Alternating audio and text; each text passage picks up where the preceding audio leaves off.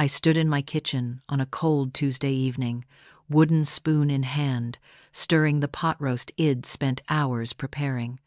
My son Brandon walked through the door with his wife Amber, trailing behind. She rolled her eyes the moment she saw me. Then Brandon spoke, his voice flat and cold. "Mom, I'm tired of seeing you, and so is my wife." The words hung in the air like poison. This was my house, the house I bought with my late husband's life insurance money, the house where I'd welcomed them to live rent-free. The shock of Brandon's words sent me reeling back through the last 3 years of my life, like flipping through a photo album of pain I'd been too afraid to look at directly. Thomas died suddenly 3 years ago. One moment he was mowing the lawn on a Saturday morning, humming along to the oldies station on his radio. The next moment, he was gone. Heart attack at 58 years old. The doctors said he probably didn't feel any pain, that it happened fast. That was supposed to comfort me, but it didn't. Nothing comforted me those first months. I was a ghost wandering through our small rental house, unable to sleep in our bed, unable to eat at our table, unable to breathe without him. The life insurance payout came 4 months later, $250,000. It felt obscene, like someone had put a price tag on Thomas' life. I didn't want the money. I wanted my husband back. I wanted to hear him laugh at his own terrible jokes. I wanted him to burn the Sunday pancakes like he did every week. I wanted him to pull me close at night and tell me everything would be okay. Brandon seemed to sense my vulnerability. He started calling more often, visiting on weekends. At first, I thought he was just being a good son, helping his grieving mother. Then he started talking about the future. "Mom, you shouldn't be alone in that rental," he said one evening, sitting across from me at my kitchen table. "The neighborhood isn't even that safe. What if something happens to you?" Amber nodded beside him, her hand on his arm. Back then, she still called me Mom. "We worry about you, Mom. You need family close by. Why don't we all go in on a house together?" Brandon suggested, his eyes bright with what I thought was genuine concern. "Somewhere in Austin. Big enough for all of us. You'd have family around, and Amber and I could save up for our own place while helping you out." I remember how warm that idea made me feel. After months of crushing loneliness, the thought of having my son nearby, of hearing life and laughter in the halls again, felt like a lifeline. Thomas and I had never been able to afford a real house. Wed, always rented, always planned for someday. Maybe this was someday. Maybe this was Thomas' final gift, making sure I'd be taken care of. We found the house 3 weeks later, a beautiful 4-bedroom colonial-style home on a quiet street in Austin. Mature oak trees in the yard, a front porch with a swing, hardwood floors that gleamed in the afternoon sun. It cost $230,000. I put it in my name only. The lawyer handling the purchase suggested it, and some instinct I should have listened to more carefully agreed. Just until we see how things work out. I told Brandon when he seemed disappointed his name wasn't on the deed. "Sure, Mom, whatever makes you comfortable," he said, but something flickered across his face too quickly for me to name. Brandon and Amber moved in that summer. They took the master bedroom upstairs, the one with the attached bathroom and walk-in closet. I took the smaller bedroom on the main floor. It made sense, they said. They were younger, going up and down stairs was easier for them. I didn't mind. I was just happy to have them close. The first few months were good. We'd have dinner together most nights. Amber even helped me plant flowers in the front garden. Brandon would watch baseball games with me on Sunday afternoons, just like he and Thomas used to do. I felt like maybe, just maybe, I was going to be okay. But then, slowly, things started to shift. It began small. Amber rearranged my kitchen one day while I was out visiting a friend. I came home to find all my pots and pans in different cabinets, my spices reorganized in alphabetical order instead of by the frequency I used them. "This is more efficient, Christy," she said when I asked about it. "Not Mom anymore, just Christy. I read an article about kitchen organization. You'll thank me later." I didn't thank her. I spent weeks opening the wrong cabinets, reaching for things that weren't where they'd been, feeling like a stranger in my own space. But I didn't say anything. I didn't want to seem ungrateful or difficult. Then Brandon stopped asking about my day.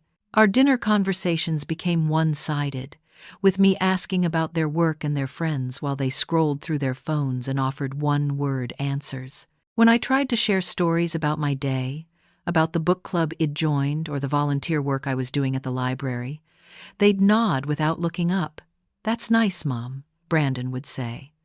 But his eyes never left his screen. They started having friends over without telling me. I'd come home from running errands to find the living room full of people I didn't know, music playing, wine bottles covering my coffee table. They'd introduce me as Brandon's mom, who lives here. Never, "This is Mom. This is her house where we're staying." The distinction might seem small, but it cut deep every time. I made excuses for them. They were young, only 30 and 29. They were stressed with their careers. Brandon was trying to make partner at his marketing firm. Amber was building her client base as a freelance graphic designer. They didn't mean to be thoughtless. They were just busy, distracted, focused on building their lives. But the disrespect continued to grow like mold in a damp basement, spreading into every corner of our shared life. 6 months ago, Amber started complaining about everything I did. The fish I cooked made the house smell bad. Could I not make fish anymore? My afternoon television shows were too loud. Could I watch in my bedroom instead? My friends were too noisy when they came over for our weekly card game. Could we meet at the library instead? I found myself tiptoeing through my own home, trying to make myself smaller, quieter, less present. I stopped cooking foods I loved because Amber didn't like the smell. I watched TV with the volume so low I had to strain to hear. I moved my card game to the library, even though I'd been looking forward to hosting, to having friends in my home. Brandon never defended me. Not once. If I tried to push back even gently, he'd sigh like I was being difficult. "Mom, just compromise a little. It's not a big deal." But it was a big deal. Each small surrender was a piece of myself I was losing, a boundary I was allowing to be crossed. I just didn't see it clearly yet. 3 months ago, they stopped including me in family events. Brandon's 32nd birthday came in September. I spent the week before baking his favorite chocolate cake, the recipe his grandmother had passed down to me. I wrapped the watch I'd bought him, the one he'd been eyeing for months. The morning of his birthday, I found a note on the kitchen counter. "Gone out for birthday dinner with friends. Don't wait up." They didn't invite me. They didn't even tell me they were going until they were already gone. Thanksgiving was worse. I planned the whole meal, bought a 20-pound turkey, made Thomas' famous stuffing recipe, prepared all the side dishes Brandon had loved since childhood. 2 days before Thanksgiving, Amber announced they were going to her parents' house in Dallas instead. "It's really important to Amber's mom," Brandon said, not meeting my eyes. "Well, do Christmas here, okay." Christmas never came. On December 23rd, they informed me they were spending the holiday with friends in Colorado. They left me alone in the house, surrounded by the decorations I'd put up, the presents I'd wrapped, the hope I'd been clinging to that we were still a family. I spent Christmas Day watching old movies and eating takeout Chinese food, pretending I was fine. But I wasn't fine. I was disappearing, becoming invisible in my own life, and I didn't know how to stop it. 2 weeks before the breaking point, everything crystallized in a single overhead conversation. I was in the hallway outside the guest bathroom, putting away fresh towels in the linen closet.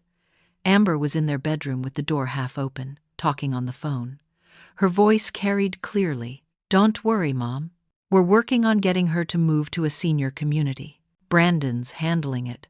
She'll sign over the house, or at least let us buy her out cheap.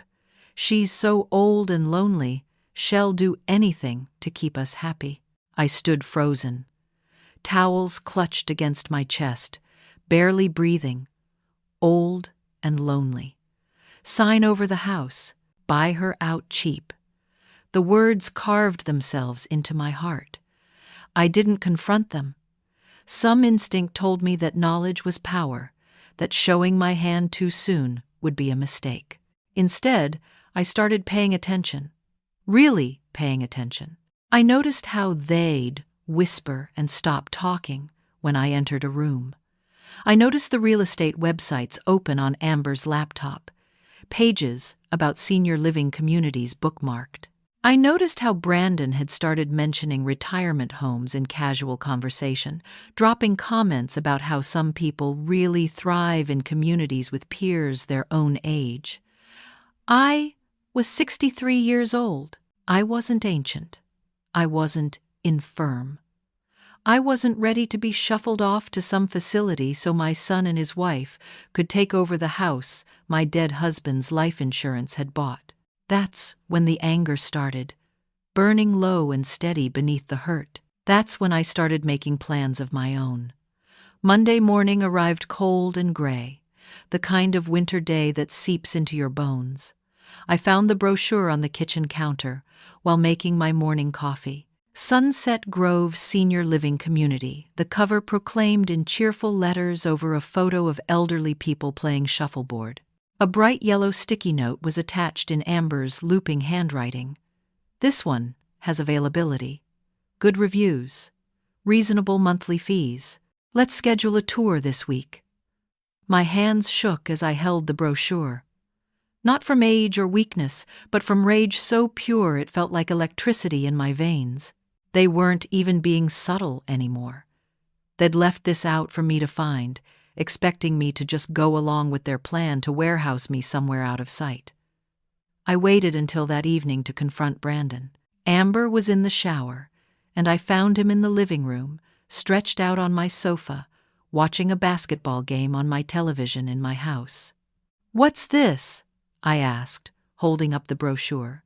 He barely glanced at it before sighing, the kind of exasperated sigh you'd give a difficult child. "Mom, we were going to talk to you about this. Were you? Or were you just going to keep leaving hints until I took them? Don't be dramatic." He sat up, pausing the game with obvious irritation. "Amber and I have been talking, and we think you'd be happier somewhere with people your own age. You're lonely here. You barely go out. A place like Sunset Grove would give you activities, friends, a community. I have activities. I have friends.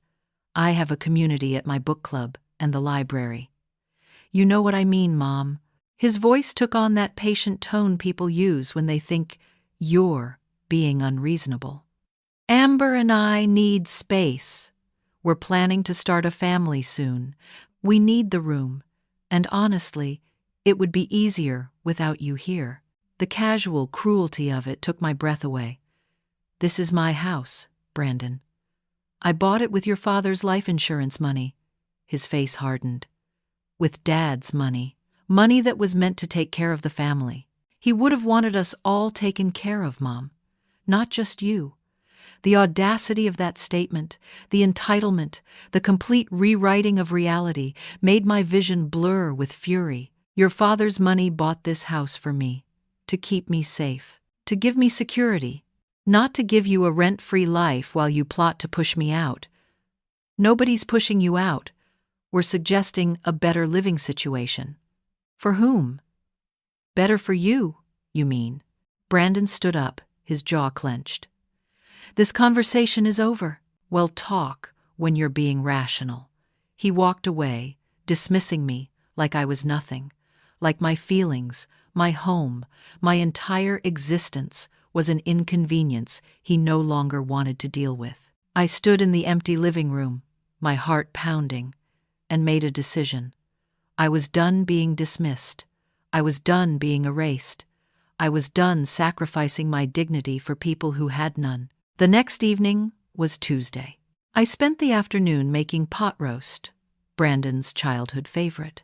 I told myself I was trying one more time to bridge the gap, to remind him of the mother who had loved him unconditionally, who had sat up with him through nightmares, who had cheered at every baseball game, who had sacrificed everything to give him a good life. But maybe I was really cooking a last meal, a final offering before I burned everything down. Brandon came home at 6:15. Amber followed 5 minutes later. I heard them in the hallway, whispering.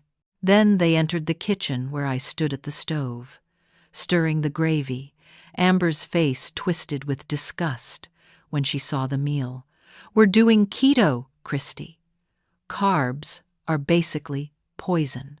Did you not listen when I explained our diet?" "I'm sorry," I said quietly. "I didn't remember. I can make something else. Just stop." Brandon's voice exploded across the kitchen. "Mom, I'm tired of seeing you, and so is my wife." The words landed like physical blows. I turned off the burner and faced him. "Every time we come home." "There you are," he continued, his voice dripping with exasperation. "It's exhausting. Can't you visit friends? Join a club? Do something other than hover around this house all day." "I'm not hovering. I live here." Amber crossed her arms. "We can't relax in our own home with you always here. It's suffocating." "This is my home," I said, my voice barely above a whisper. "Not for long if you keep making everyone miserable," Brandon shot back.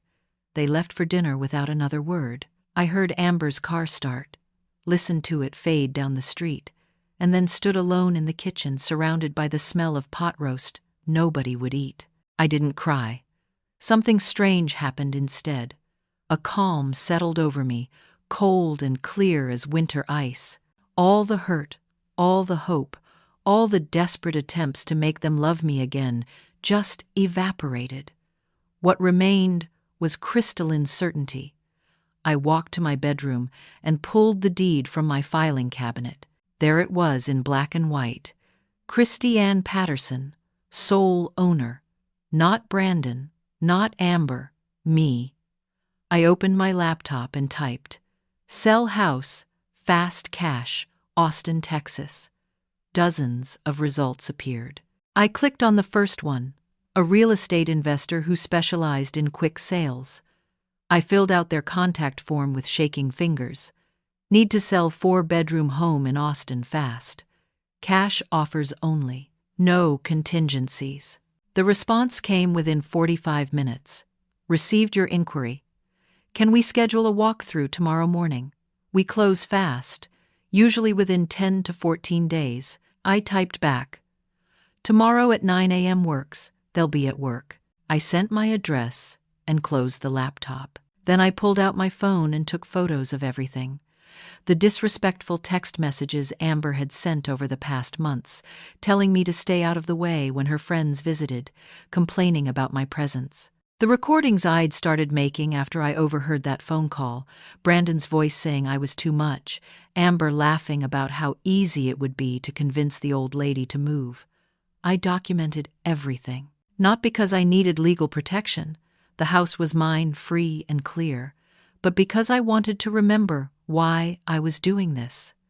I wanted proof, for myself, that I wasn't crazy or ungrateful or difficult.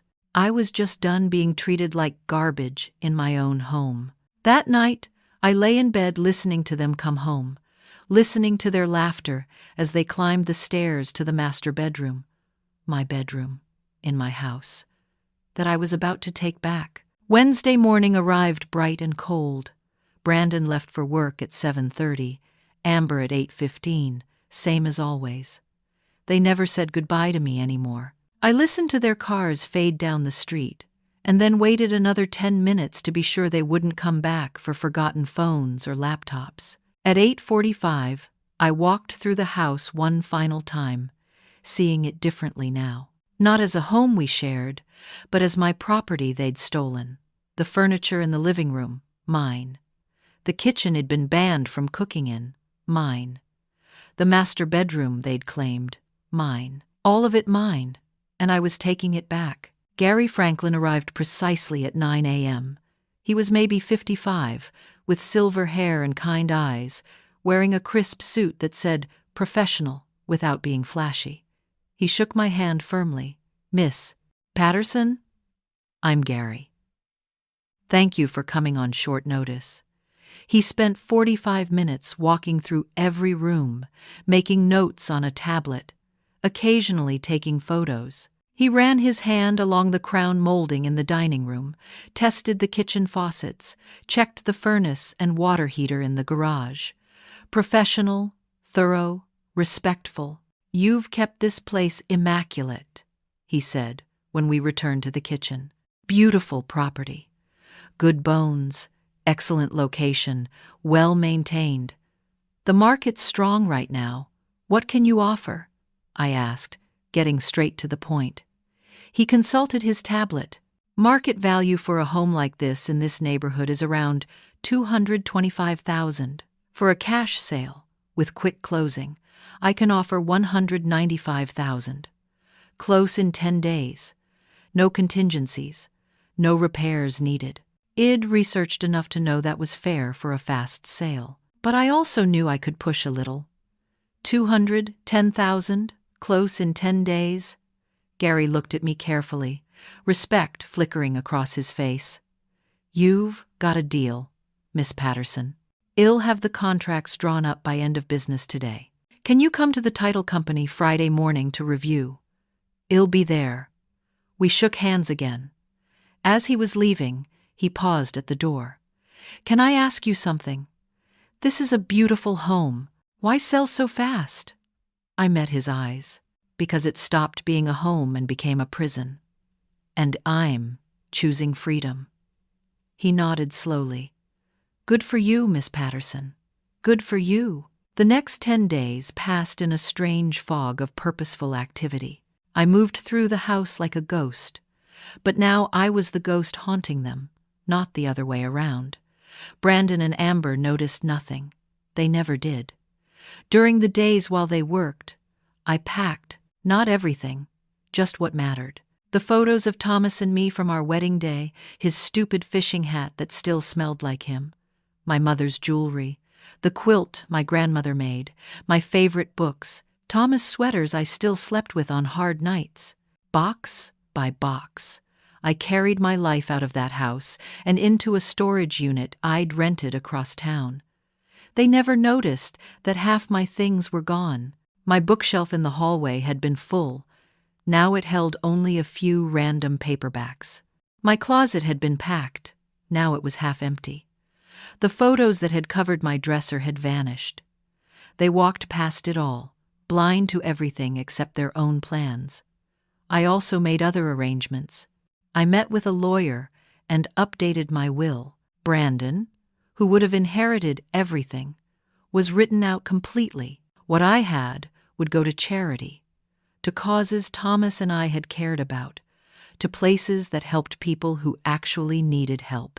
I closed the old joint checking account I'd forgotten about, the one I'd added Brandon to years ago for emergencies. When I looked at the transaction history, I found hundreds of small withdrawals over the past year.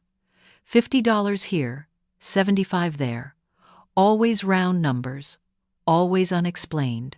I added it up, $3,200, stolen in increments so small I hadn't noticed. That hurt worse than the cruel words, somehow. The sneaking, the lies, the casual theft from someone who'd given him everything. I transferred what remained to my new account and closed the old one. No more emergency access to Mom's money. Friday morning, I drove to the title company. Gary was already there with his lawyer, a sharp woman named Patricia, who walked me through every page of the contract. I signed my name 27 times. With each signature, I felt lighter. The closing was set for the following Friday, exactly 10 days from our first meeting. $210,000 would be deposited into my account by close of business. The house would be Gary's. Brandon and Amber would be out. "When do you need us to vacate?" I asked Gary as we finished the paperwork. "Standard closing is 30 days, but since you own it outright, we can be flexible. It'll be out by Friday evening. The current occupants don't know about the sale yet." Gary's eyebrows shot up. The current occupants. My son and his wife. They've been living there rent-free for 2.5 years. They'll find out Friday. Understanding dawned in his eyes, followed by something that looked like respect. "When do you need possession?" "Friday at 6 p.m. Give them until then to get out." "I can do that." He pulled a business card from his wallet and wrote a number on the back. "This is my personal cell. If you need anything at all, you call me." I took the card, surprised by the genuine concern in his eyes. "Thank you, Miss Patterson," he said quietly. "I lost my wife 4 years ago. Cancer. Afterward, I let my kids treat me like I was helpless, like I needed to be managed. It took me 2 years to realize I was disappearing. What you're doing takes courage. Don't let anyone tell you different." His words brought tears to my eyes for the first time in weeks.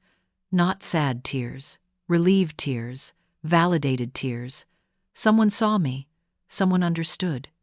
The final week passed in slow motion.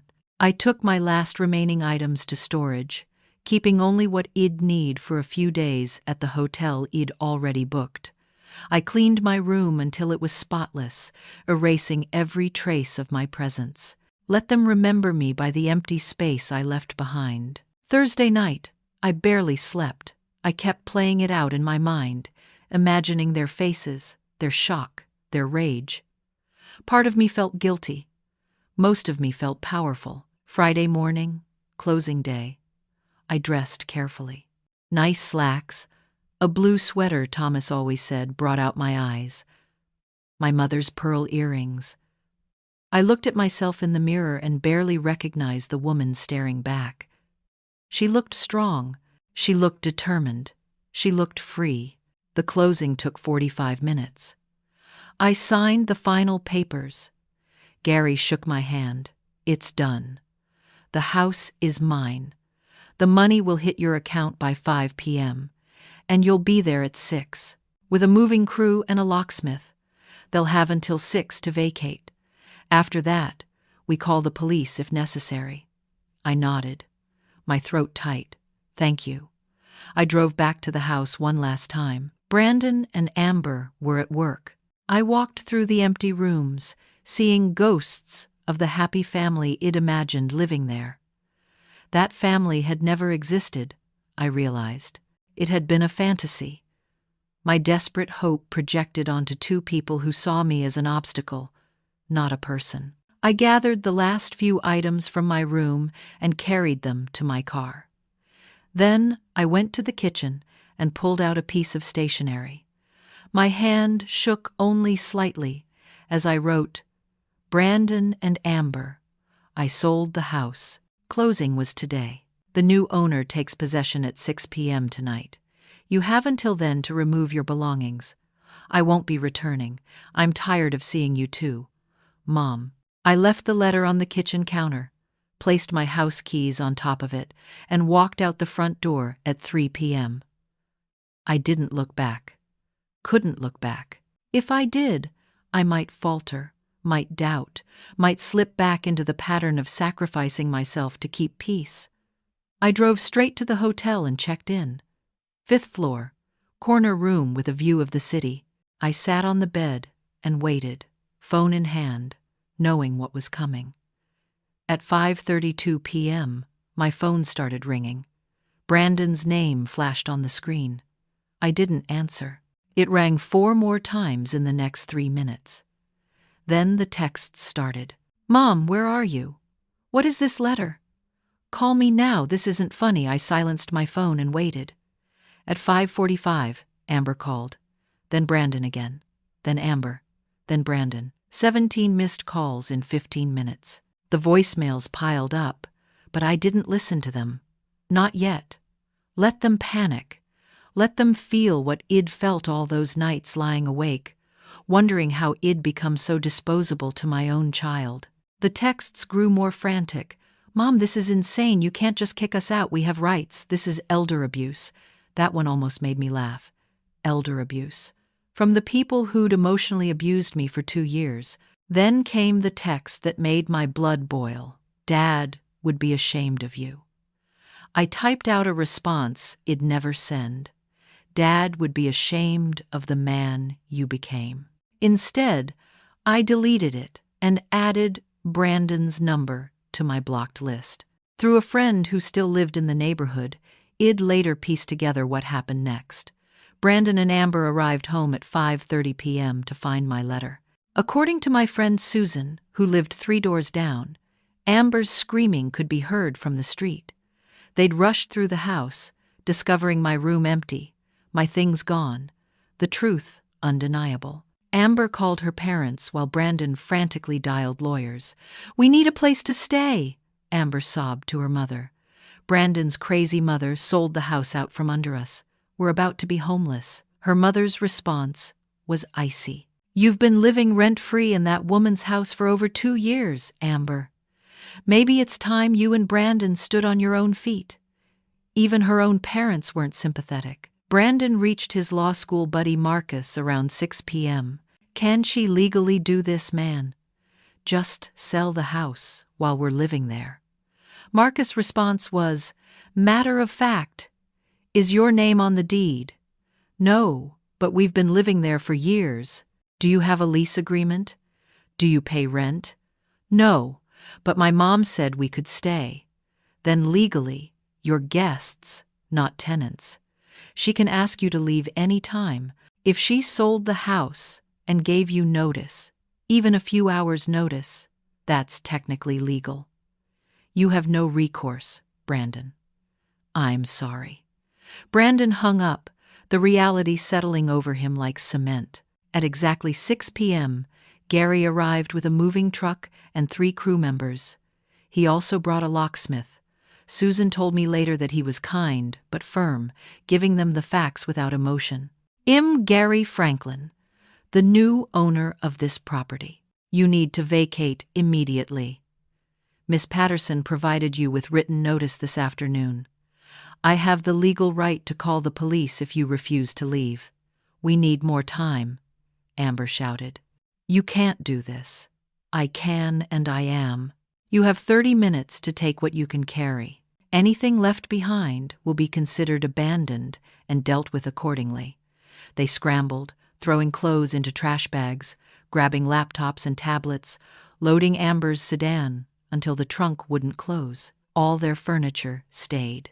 The sectional sofa they'd bought last year, the dining set, the king-size bed in the master bedroom, all of it left behind because they had nowhere to put it. Brandon kept trying to call me. When I didn't answer, he tried my friends, my book club members, anyone who might know where I'd gone. No one did. I'd told no one my plans except my lawyer, who was bound by confidentiality. By 6:45, they were pulling away from the curb, Amber crying, Brandon's face gray with shock. They headed to a cheap motel on the highway, the kind that rents by the week because they couldn't afford anything else on such short notice. Susan texted me a photo of them leaving, car packed to bursting, looking lost and small. I felt a pang of something, not quite sympathy but not quite satisfaction either, just sadness for what could have been and relief for what was. Over the next weeks, their lives unraveled further. The motel cost $60 a night, over $400 a week. Their savings, which had grown comfortable from 2 years of rent-free living, drained fast. They started looking for apartments but discovered Austin rent had climbed even higher. A decent one-bedroom apartment now costs $1,700 a month, plus deposits, utilities, parking. Brandon's credit card maxed out buying cheap furniture from thrift stores. Amber's parents sent 1 month's rent as a loan, not a gift, with the explicit instruction that they expected to be paid back. "You're 30 years old, Amber. her mother said during a tense phone call. Your husband is 32. Figure it out. The stress destroyed what was left of their relationship. According to a mutual friend who heard it from Brandon's coworker, they fought constantly. In their cramped apartment with paper-thin walls, neighbors heard every word. Your mother ruined our lives, Amber would scream. You're the one who kept pushing her, Brandon shouted back. You're the one who wanted her gone so badly. You were supposed to handle it. You were supposed to get her to sign the house over. Well, I didn't, and now we're here. The fighting affected their work. Amber missed deadlines, snapped at clients, showed up to video calls with red eyes, and an obvious lack of sleep. Her biggest client dropped her after she mixed up their entire brand redesign, costing them thousands in printing. Brandon's performance reviews tanked. His manager called him in for a serious conversation about his declining work quality, the missed meetings, the half-hearted presentations. I don't know what's going on in your personal life, Brandon, but it's affecting your work. You need to get it together. But Brandon couldn't get it together. How could he explain that Head destroyed his relationship with his mother, lost his rent-free housing, and was watching his marriage crumble because of his own entitlement and cruelty? Their social life collapsed too. Word spread through their friend group about what had happened. Most people, once they heard the full story, sided with me. Wait, they were living in her house rent-free and treated her like that. One friend said to another at a party where Brandon and Amber weren't invited, "She should have kicked them out sooner, if you ask me," someone else added. Amber's best friend Rachel confronted her directly. Amber, I love you, but what you guys did was awful. That poor woman lost her husband, and then her son treated her like garbage in her own home. What did you expect would happen? She should have just gone to a retirement home, Amber insisted, still unable to see her own cruelty. Rachel stared at her. She's 63, Amber, not 93. She's younger than my mom, who just ran a marathon. You wanted to warehouse her because she was inconvenient. That's messed up. Don't call me anymore, Rachel said, and walked away. Even their alliance fractured. Amber blamed Brandon. Brandon blamed Amber. Neither took responsibility for their own actions. And through it all, I stayed gone, staying in my hotel room, planning my next move, feeling lighter every day. 3 weeks after the sale, sitting in my hotel room with my laptop, I decided to check my bank accounts one more time.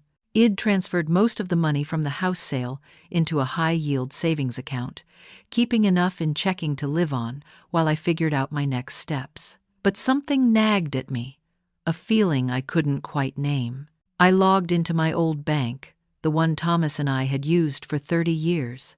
Id meant to close all the old accounts, but one still showed active. The joint checking account I'd set up with Brandon 10 years ago, back when he was in college and I wanted him to have emergency access to money if he needed it. I'd forgotten about it after Thomas died. Forgotten I'd added $5,000 to it from the life insurance money, meant as a safety net for Brandon if he ever truly needed help. I'd closed it weeks ago after discovering the theft, but now I wanted to see the full transaction history, to understand the scope of what had done. I downloaded 2 years of statements and started going through them, line by line. What I found made me physically sick. It wasn't just $3,000. That was only the past year. Going back further, I found withdrawals dating back almost from the moment they moved into the house. $50 here for groceries that fed only them. $100 there for utilities in a house where I paid all the bills. $250 for car repairs on cars I never saw broken down. In total, over 2 years, Brandon had taken nearly $8,000 from that account. Money he'd set aside for his emergencies, money meant to help him build a life, money had stolen to fund date nights and weekend trips while treating me like a burden. I printed every statement, highlighted every withdrawal, and put it all in a folder. Not for legal action. The money was technically as much his as mine in a joint account. But for my records, for proof that my son had become someone I didn't recognize. Meanwhile, Brandon and Amber's downward spiral continued. Their new apartment was in a complex on the east side of Austin, far from their old neighborhood, far from their friends. The building was run down, with broken security gates and a parking lot full of potholes. Their one-bedroom unit was 400 square feet smaller than just the master bedroom they'd claimed in my house. The walls were so thin they could hear their neighbors' conversations. The couple above them fought every night. The unit below them had a dog that barked constantly.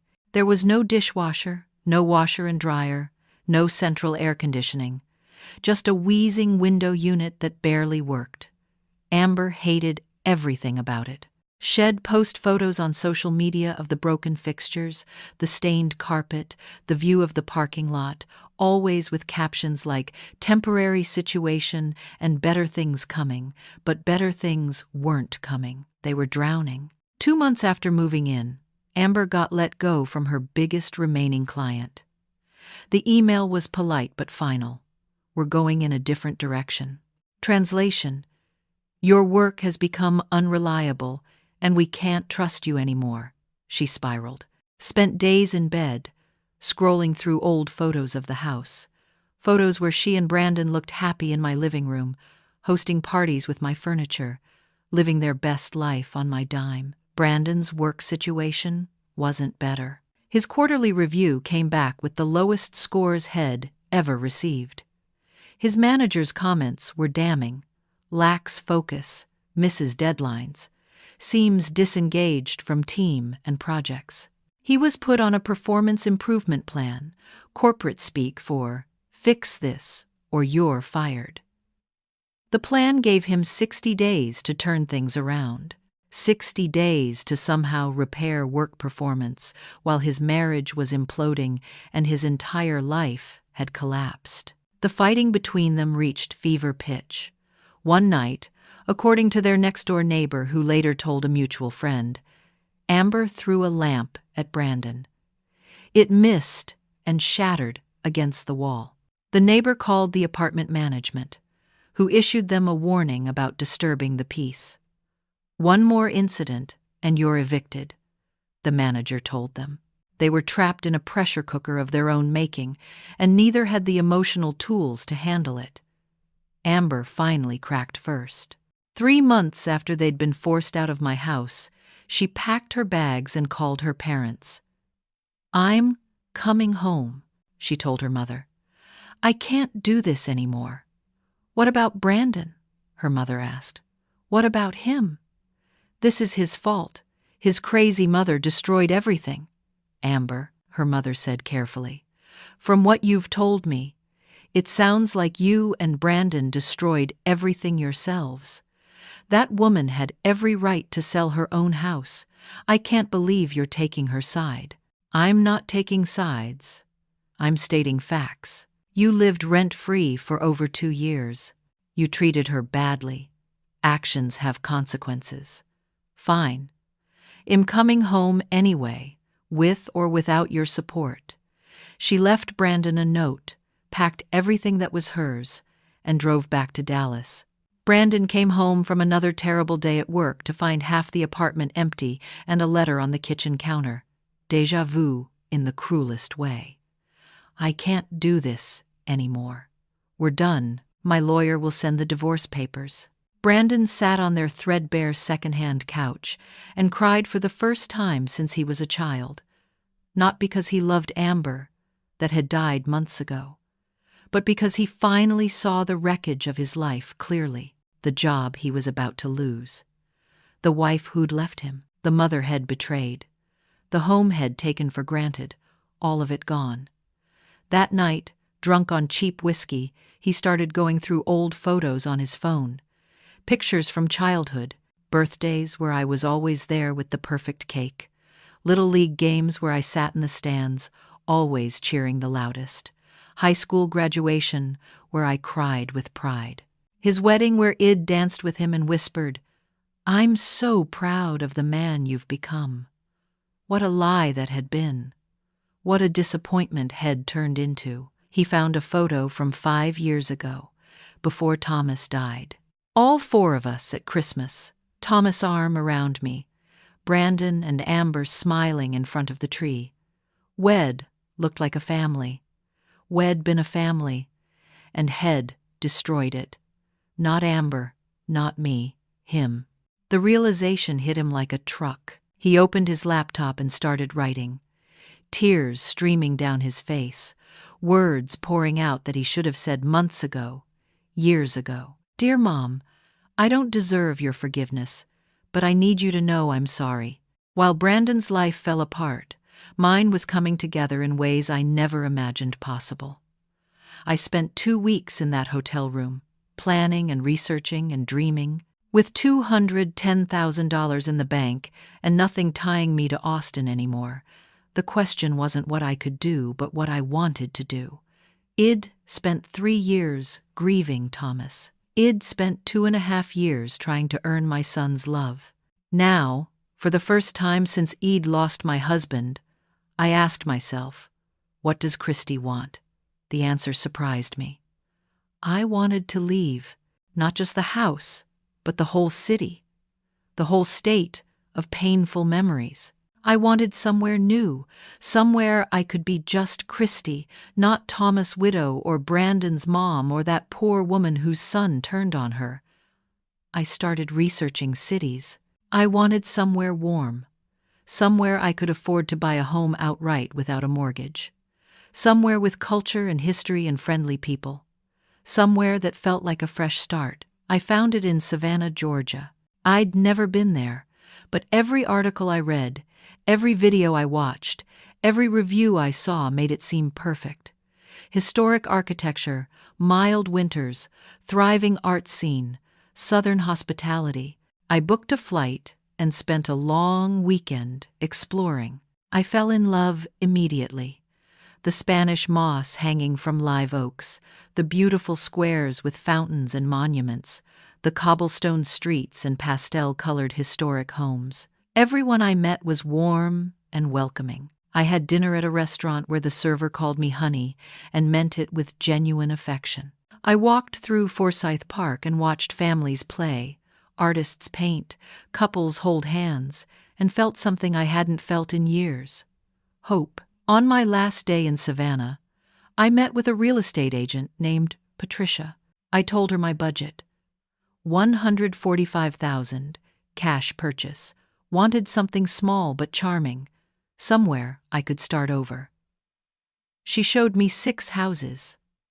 The last one made me cry. It was a 2-bedroom cottage on a quiet street in the Victorian district. Painted soft yellow with white trim, it had a front porch with a swing, a tiny garden with camellias and azaleas, hardwood floors that creaked in all the right places, and windows that let in so much light it felt like living in sunshine. "It's perfect," I whispered. "The owner is motivated," Patricia said. "I think we can get it for $140,000 if we move fast." We did. I made the offer that afternoon, had the inspection done within 3 days, and closed 2 weeks later. Just like that, I owned my second home, but this time I was the only person living in it. Moving in was pure joy.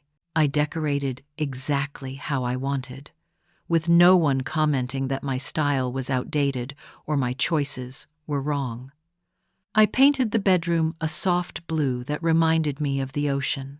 I filled the living room with plants and books and comfortable furniture. I hung photos of Thomas everywhere, celebrating our marriage instead of hiding my grief. I joined a book club at the library during my second week in town. The members were women around my age, smart and funny and kind. Patricia, Dorothy, Helen, Carol, Margaret. They welcomed me like I'd always been part of their group. "We're so glad you moved here, Christy," Dorothy said after our first meeting. "You fit right in." I'd forgotten what it felt like to fit, to be wanted, to be appreciated just for being myself. I started volunteering at the local animal shelter 3 days a week. Id always loved dogs, but Amber had claimed to be allergic. Now I learned Amber had lied about that too. She just didn't want animals in the house. At the shelter, I walked dogs, played with puppies, and helped with adoption events. One Tuesday afternoon, a golden retriever named Sunny came in. She was 7 years old, surrendered because her family was moving and couldn't take her. She had the saddest eyes I'd ever seen, confused and heartbroken at being abandoned. I knew exactly how she felt. I took her home that day. Sunny became my constant companion, sleeping at the foot of my bed, following me from room to room, greeting me with pure joy every time I came home. She loved me unconditionally, which was more than my own son had managed. I took art classes at the Savannah College of Art and Design's community program. I'd always wanted to try painting but never had time. Now I had nothing but time. I discovered I was good at watercolors, loved painting the historic buildings and beautiful gardens around the city. A local coffee shop owner saw my paintings and asked if she could display them for sale. Within a month, I'd sold 4 pieces. The money was nothing compared to what I had in the bank, but the validation was priceless. Someone valued my work, my creativity, my vision. My neighbors were wonderful. The couple next door, Jim and Laura, invited me to dinner. The family across the street asked me to join their book club. The elderly man 3 houses down hired me to help him with his garden, teaching me about southern plants and sharing cuttings from his prize-winning roses. I'd found community, real community, not the obligation of family, but the choice of friendship. 4 months after moving to Savannah, something unexpected happened. I was at my favorite coffee shop, working on a watercolor sketch of the cathedral, when someone said my name. Miss Patterson? Christie. I looked up to find Gary Franklin, the investor who'd bought my house, standing there with a surprised smile. "Gary, what a small world!" He explained he was visiting his sister who lived in Savannah. We talked for hours, 2 cups of coffee turning into lunch. He told me about his life, his late wife who died of cancer 4 years ago, his struggles with loneliness, his grown children who meant well but didn't understand his grief. I told him everything. About Thomas, about Brandon, about taking back my life. "You're the bravest person I've met in a long time," he said quietly. "What you did, walking away from your own child to save yourself, that takes courage most people don't have. It didn't feel brave. It felt necessary. That's what bravery is. Doing what's necessary, even when it hurts." We exchanged numbers. Gary lived in Charleston, just 2 hours away. He started visiting Savannah more often, always with the excuse of seeing his sister, but really to see me. We'd have dinner, walk through the historic district, sit on my porch with Sunny at our feet. Our friendship deepened slowly, carefully. We both carried wounds from our losses, scars from the people who should have protected us but didn't. We understood each other in ways few people could. 6 months after I moved to Savannah, Gary asked me to dinner at a nice restaurant overlooking the river. After dessert, he reached across the table and took my hand. "Christie, I'm not good at this. I'm 60 years old and I feel like a teenager. But I care about you. More than care about you. I'd like to see where this could go, if you're interested." I looked at this kind, gentle man who'd appeared in my life at exactly the right moment, who'd helped me escape, who'd become my friend and now wanted to be more, and I felt my heart open in a way I thought it never would again. "I'd like that too," I said. We took things slow. No pressure, no expectations, just 2 people building something new from the ruins of their past losses. It felt right in a way nothing had felt right in years. My life in Savannah became everything I'd needed. I woke up each morning in my sunny yellow cottage, walked Sunny through the historic squares, painted in the afternoons, spent evenings with friends or Gary. I joined a gardening club, volunteered at the library, took day trips to Tybee Island to walk on the beach. I was happy, genuinely, deeply happy, not pretending for anyone, not performing happiness to make others comfortable, but truly content with my life. And then, 7 months after Ede walked away, Brandon's letter arrived. The envelope came to my lawyer's office, forwarded to me with a note. Thought you should see this. My lawyer had been the only person in Austin who knew where Ede gone. I sat on my porch swing with Sonny's head in my lap, Gary beside me, and opened the letter with shaking hands. Brandon's handwriting, messy and urgent, filled 4 pages. Dear Mom, it began, and then poured out everything. The divorce, the job loss, the apartment he could barely afford, the complete destruction of his life.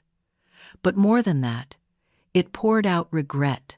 I don't deserve your forgiveness, but I need you to know. I'm sorry. I was cruel. I was entitled. I took everything you sacrificed for granted. You lost Dad, and instead of supporting you, I took advantage of your grief. Amber and I treated you like you were nothing, like you existed to serve us. I pushed you out of your own home, the home you bought with Dad's life insurance money, the money meant to keep you safe. I lost the house, the marriage, my job, but the worst thing I lost was you. I understand if you never want to see me again. I wouldn't blame you. I just needed you to know that I finally see what I did. I see how badly I hurt you. I see that you deserved so much better than what I gave you. I'm sorry, Mom. For all of it. For taking you for granted. For treating you like a burden. For forgetting that you're a person with feelings and needs and dreams. For forgetting that you're my mother and you loved me unconditionally, and I repaid that love with cruelty. I don't know how to fix this. I don't know if it can be fixed. But I needed you to know that I finally understand, and I'm sorry. I love you. I always have, even when I didn't show it. I'm so sorry, Mom. Brandon. I read it 3 times, tears streaming down my face. Gary held my hand, waiting quietly for me to process. What do you feel? He asked finally. Everything, I said. Angry that it took losing everything for him to care. Sad that we're here at all, but also relieved, maybe, that he finally sees it. What do you want to do? That was the question, wasn't it? What did I want? I talked to my book club friends, who offered wisdom and perspective. I called my therapist, who Ede started seeing to process everything that had happened. I sat with Sonny and thought about what kind of person I wanted to be. What kind of life I wanted to live. On the 4th day, I sat down and wrote back. Brandon, I received your letter. I appreciate your apology.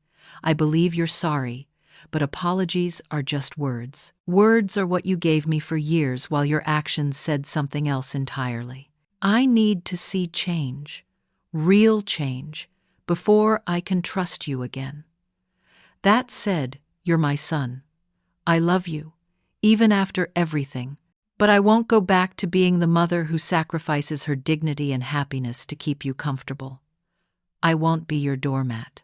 I won't be your safety net that you take for granted. If you want me in your life, it will be on my terms. I have a good life now, Brandon. I'm happy here. I have friends, hobbies, purpose. I even have someone special. I rebuilt my life from nothing, and I won't let anyone destroy it again, not even you. If you can accept that, if you can respect me as a person, and not just as your mother who exists to serve you, then we can try to rebuild our relationship. It won't be what it was. It will be something new, something healthier. But it starts with you respecting my boundaries. Think about whether you can do that. If yes, here's my phone number. Call me when you're ready to treat me with the respect I deserve. Mom.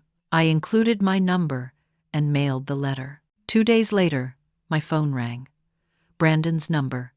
I almost didn't answer, but Gary squeezed my hand encouragingly. "Hello, Mom." His voice cracked. "It's me." "Hi, Brandon." The conversation was awkward, stilted, painful, but it was honest. Brandon told me about therapy Head started, about the hard work he was doing to understand why Head becomes so entitled, so cruel. He told me about getting a new job, nothing fancy, just warehouse work. But it was honest, and he was grateful for it. "I'm starting over," he said. "From the bottom. Learning what it means to actually work for something instead of expecting it to be handed to me." "Good," I said simply. Can I see you? I could take a bus down to Savannah. I'd like to meet Sonny. And maybe the person who makes you happy." I hesitated. Part of me wanted to say no, to protect the peace I'd built. But another part, the mother part that I'd never be able to completely silence, wanted to see my son, to witness his transformation, to give him a chance to prove himself. "Yes," I said finally. "But Brandon, if you come here, you treat me with respect. You thank me for the chance. You don't criticize my choices or my life. You accept that I'm happy, and you let me be happy. Can you do that?" "Yes, Mom, I promise."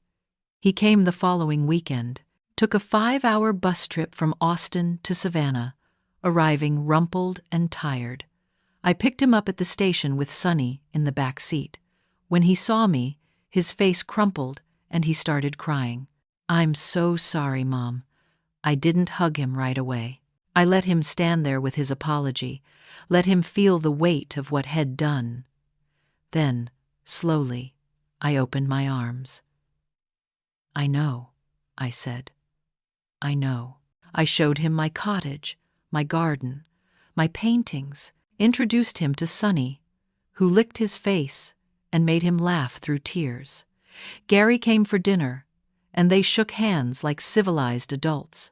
Brandon was humble, asking questions about my life, complimenting my home, thanking me for the meal. It wasn't perfect. There were awkward silences and moments of tension. But it was honest, and that was more than Wed had in years. Before he left, Brandon handed me an envelope. Inside was a check for $500. "It's not enough," he said. "It'll never be enough to make up for what I stole from that account. But I'm paying you back, every paycheck. I'll send you part of it until the full $8,000 is repaid. It's not about the money, it's about accountability." I took the check, not because I needed the money, but because he needed to give it. "Thank you, Brandon." "No, Mom, thank you for not giving up on me completely, for giving me a chance to do better." Over the following months, we rebuilt our relationship slowly. Phone calls once a week, short and sometimes uncomfortable, but increasingly warm. Brandon sent checks every 2 weeks, slowly repaying the money He'd stolen.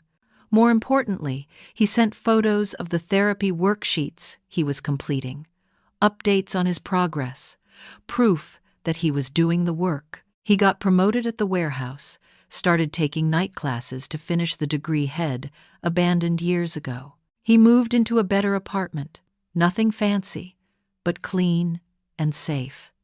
He dated occasionally, but nothing serious. He was focused on fixing himself first. A year after I'd sold the house and left, Brandon called with news. "Mom, I got accepted into a management training program.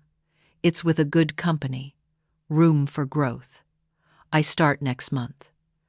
"That's wonderful, Brandon. I'm proud of you. I couldn't have done it without you," he said quietly. "Without you showing me what real strength looks like.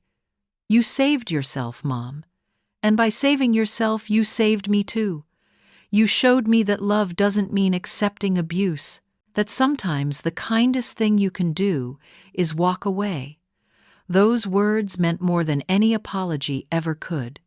I learned something profound through this whole terrible, beautiful journey. For years, I believed that being a good mother meant sacrificing everything. My comfort, my dignity, my happiness, all of it seemed like reasonable prices to pay for my child's love. But I was wrong. You can't pour from an empty cup. You can't teach people how to love you by accepting mistreatment. You can't set yourself on fire to keep someone else warm and expect them to appreciate the light. The day I chose myself wasn't the day I stopped being a mother. It was the day I became a complete person. And in becoming a complete person, I taught my son what real strength looks like. I showed him that love without respect isn't love at all. I demonstrated that actions have consequences, and you don't get to treat people terribly and expect them to keep sacrificing for you. I didn't lose my son when I sold that house and walked away. I lost the version of myself that believed I deserved less than basic human dignity. And in losing that broken version of myself, I found the woman I was always meant to be. Now, sitting on my porch in Savannah with Sunny at my feet and Gary reading beside me, with Brandon's latest text telling me he's proud of me lighting up my phone, I finally understand what Thomas meant all those years ago when he told me, "Don't let anyone treat you like you're nothing, Chris. I'm not nothing. I never was. I just had to walk away from everything to remember that." Some people might think what I did was harsh, selling the house without warning, leaving my son to figure things out on his own. But here's what I learned. Sometimes the most loving thing you can do is refuse to enable someone's worst behavior. Sometimes love means letting someone fall so they can learn to stand on their own. Brandon needed to lose everything to find himself. And I needed to lose him temporarily to find myself. We're both better for it. We're building something new now, something based on mutual respect instead of obligation. It's not the relationship I'd imagined when I held him as a baby and dreamed of his future. It's better because it's real. Self-respect isn't selfish. Choosing yourself isn't abandonment. Standing up for your dignity isn't cruel. These are the truths I learned at 63 years old, truths I wish I'd known sooner, but am grateful to know now. You teach people how to treat you, and sometimes the best lesson you can teach is that you won't accept less than you deserve, even from the people you love most. I deserve respect. I deserve kindness. I deserve to be treated like a person, not a resource. And when I finally believed that enough to act on it, everything changed. That's my story. That's my lesson. That's what I learned when my son said he was tired of seeing me, and I decided I was tired of disappearing. Now invisible, now valued, now home. And it took losing everything to get here, but it'd do it again in a heartbeat. Let me ask you something. Have you ever felt invisible in your own life? Have you ever sacrificed so much of yourself to keep others happy that you forgot who you were? What did you do about it? Or what do you wish you'd done? I'd love to hear your story in the comments below. If this story resonated with you, please hit that like button. It helps others find these stories and know they're not alone. And if you haven't already, subscribe to this channel for more stories about real people finding their strength in impossible situations. Share this with someone who needs to hear it, someone who's forgotten their own worth. Thank you for listening to my story. Thank you for being here. I hope you know that you deserve respect, kindness, and love, and you never have to sacrifice your dignity to earn those things. They're yours by right, just for being human. Take care of yourselves, choose yourselves, and remember, it's never too late to start over and build the life you deserve.